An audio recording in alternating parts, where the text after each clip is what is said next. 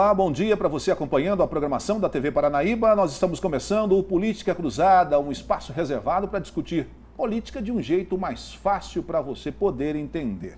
Eu sempre costumo dizer aqui que o café da manhã que você tomou há pouco tem a ver com política. O jornal que você leu hoje tem a ver com política.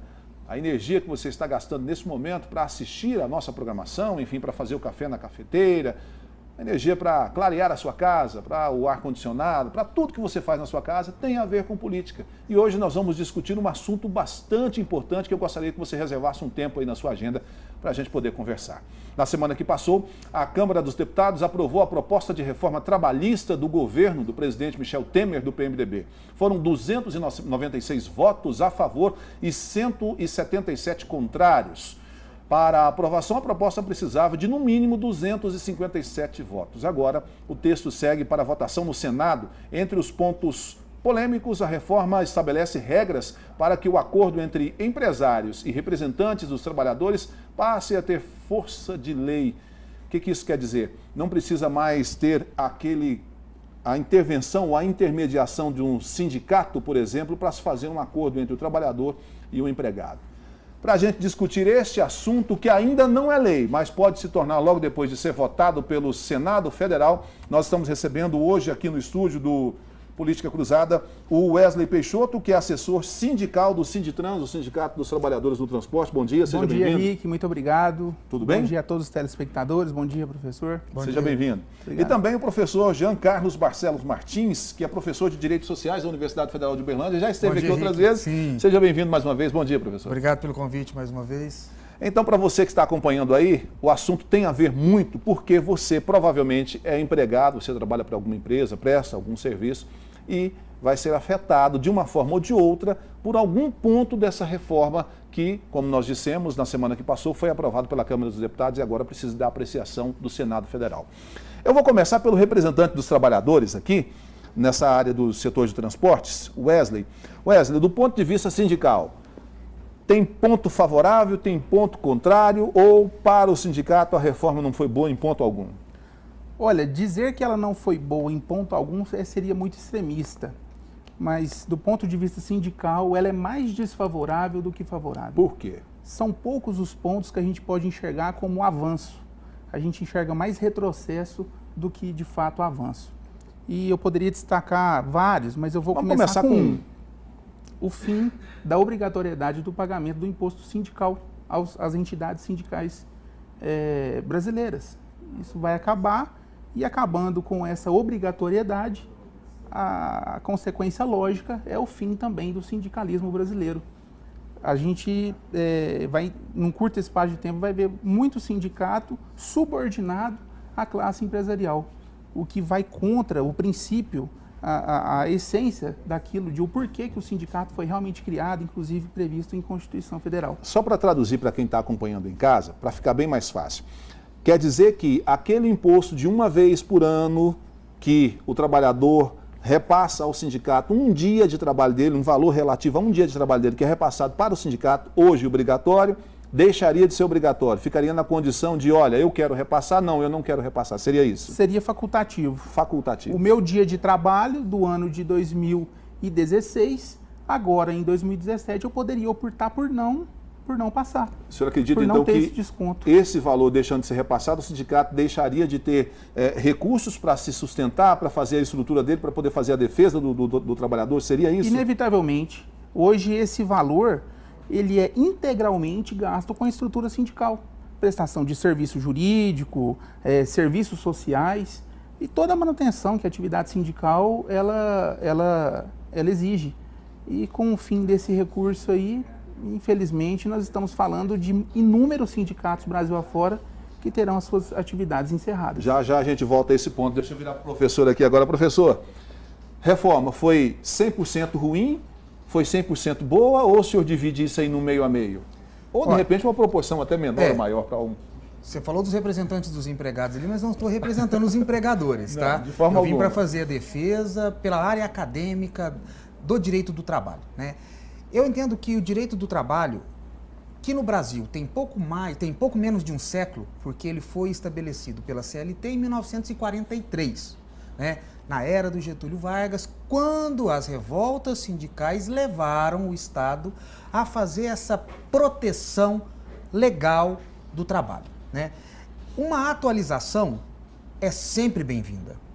Uma reformulação de conceitos ou de padrões já ultrapassados precisava ser feito.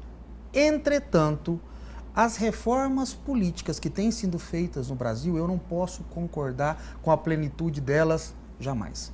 Então, existiram pontos favoráveis, tiveram pontos sim, positivos que necessitava dessa reformulação, às vezes até mesmo para incentivar novas contratações, dar um up aí no mercado para possibilitar o aumento aí do contrato formal, mas por outro lado, alguns outros elementos do próprio direito protetivo do trabalho foi jogado por água abaixo. Cita um para a gente, por favor, professor. Positivo, né? A atualização, por exemplo, do valor da multa pela não assinatura da carteira do trabalho. Era muito antigo o que estava prescrito na lei, o valor e tudo mais, elevou-se até consideravelmente, não muito, mas já houve um aumento disso. A fixação da legalidade agora da jornada de 12 por 36, que era algo que já vinha sendo defendido judicialmente, mas na lei ainda não havia. O home office, também uma nova forma de trabalho, o trabalho em casa, né? Por exemplo, as grandes cidades, o transporte ou o deslocamento do funcionário, às vezes impossibilita um trabalho com uma plenitude ou uma garantia. Agora, ele ficando em casa, ele vai negociar os custos desse trabalho ali e vai poder trabalhar de casa sem necessidade de ir para dentro da empresa e fazer isso. Também foi algo positivo trazido pela reforma. Deixa eu só pegar num ponto. O senhor falou lá atrás da multa, mas não citou o valor que era antes e... Sim, tá. O artigo 29, ele falava que a multa era em 180, 160 BTNs, né? Então, isso é coisa antiga, eu não sei o valor que isso chegaria hoje. Fazendo as atualizações, por esse valor, hoje chegaria a pouco mais de 400 e poucos reais. Menos de 500 reais. Menos de 500 reais, por você chegar lá, um fiscal do trabalho, e verificar que você tem trabalhadores sem a carteira assinada. Há uma proibição. O prazo máximo para a anotação da carteira de trabalho, é bom que os empregadores tenham isso em mente, é de 48 horas após o início da atividade.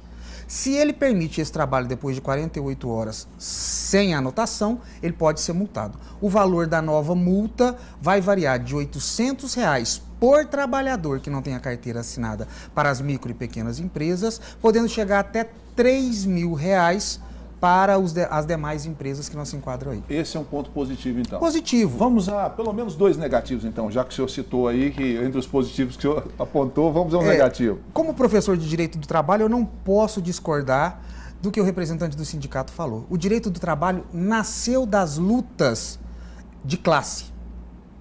E fortalecer o direito sindical deveria ser algo que o Estado deveria estimular e não desestimular, né?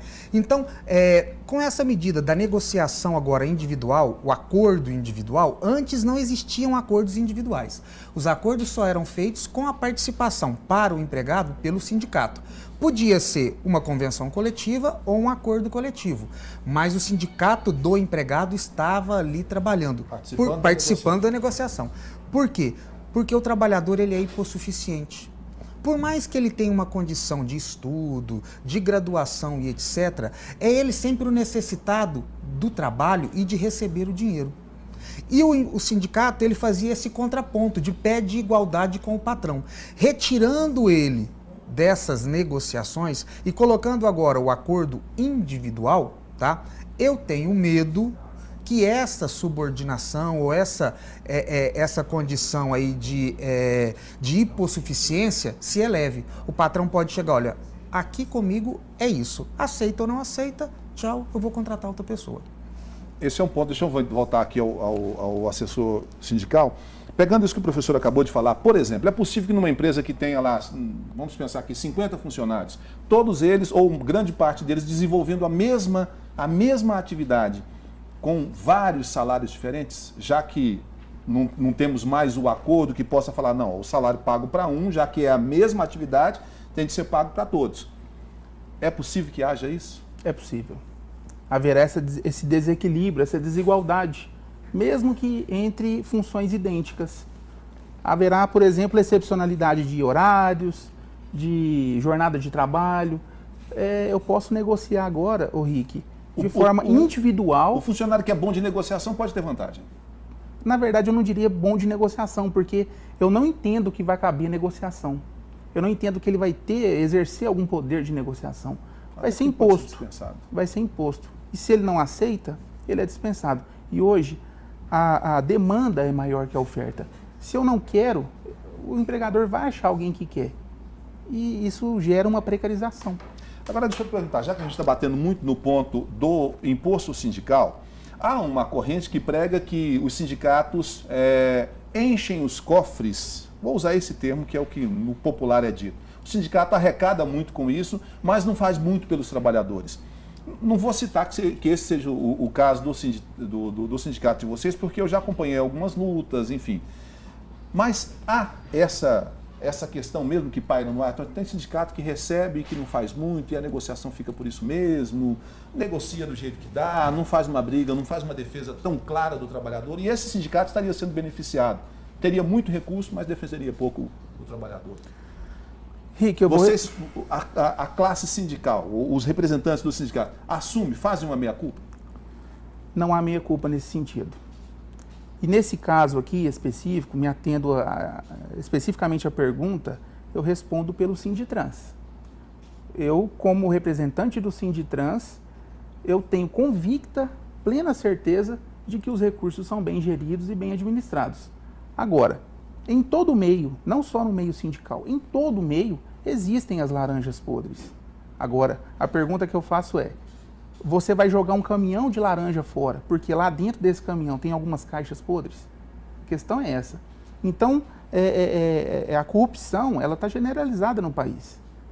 Todos os meios que você atua hoje em dia, basta você dar ligar o controle remoto em qualquer canal que seja, você vai ver corrupção dioturnamente. E nem por isso eu estou vendo a Câmara ou o Congresso, de forma geral, votar o fim da compulsoriedade de pagamento de tributo, por exemplo, deixando com que a gente escolha, por exemplo, pagar alguns tributos. Olha, eu não quero pagar mais IPVA, eu acho que não é necessário. A partir de agora, vamos colocar ele como facultativo. Ora, se você quer dar um exemplo de má prestação de serviço, nós temos que começar pelo Estado. Agora, é claro que dentro do meio sindical existem sim as laranjas podres, mas utilizando o meu sindicato como exemplo, nós temos administrado muito bem os recursos. Infelizmente, o cofre não está cheio, não. Infelizmente, os recursos que vêm conseguem pagar muito mal as despesas que a gente tem com a atividade sindical hoje. Professor, a opinião do senhor sobre esse mesmo assunto. Eu tenho certeza que o senhor já ouviu essa crítica. Sim, já. É o que eu falei. E a gente tinha até discutido, né, Wesley, antes, o Estado nunca gostou do sindicato.